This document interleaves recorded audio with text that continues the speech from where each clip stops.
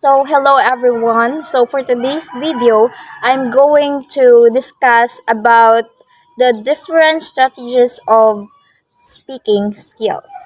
We all know that speaking is a crucial part of the language learning process, and it is very important to teach students some important speaking strategies that they can use to help themselves to expand their knowledge of the language and to boost their confidence in using it.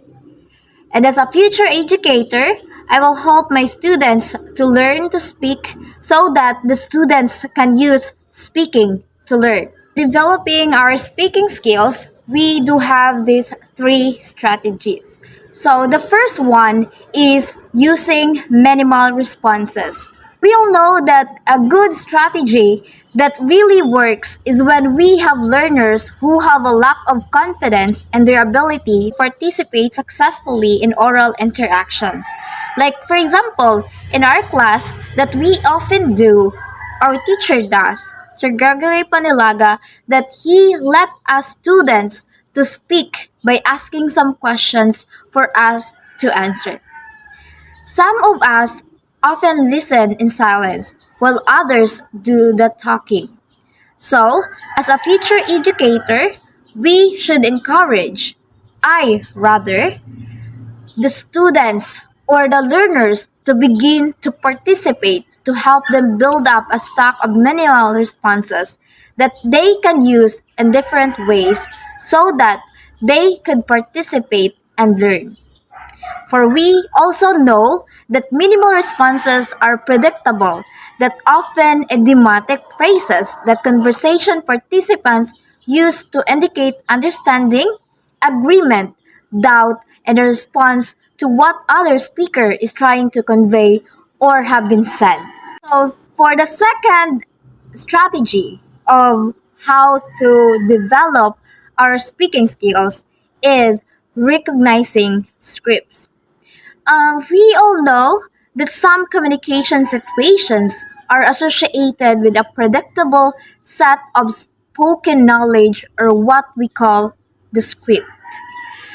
Patterns or scripts often follows greetings, apologies, compliments, invitations, and other functions that are influenced by social and cultural norms.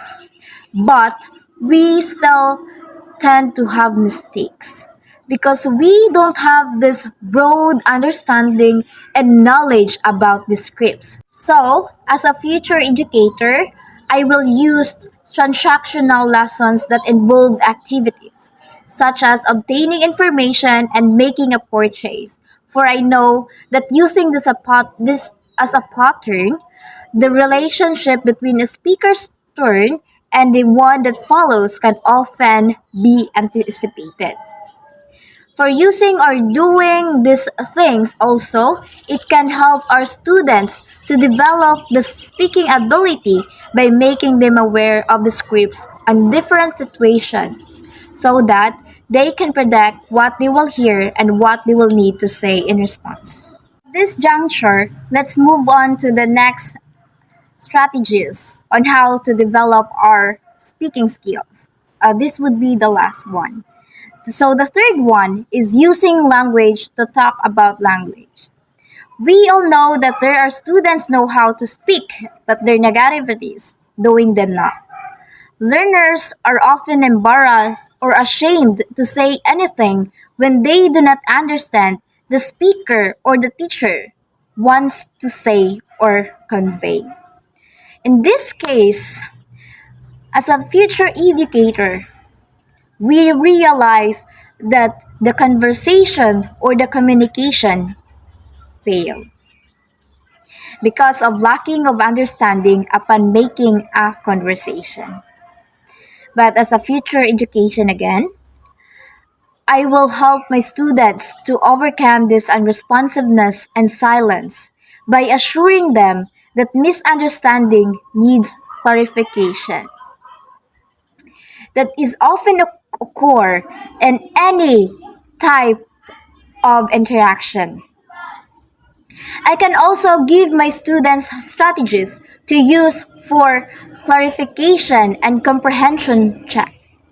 And lastly, before we develop or give our students activities, we have to make emphasizes on our students that its aim is not just to speak more, but to speak as much possible and have a good pronunciation of the words.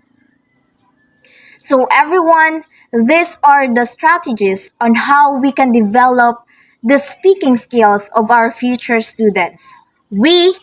I as a future educator, we should have these three strategies so that it would be easy for us to do so. So once again, this is Christina Bellio. Thank you.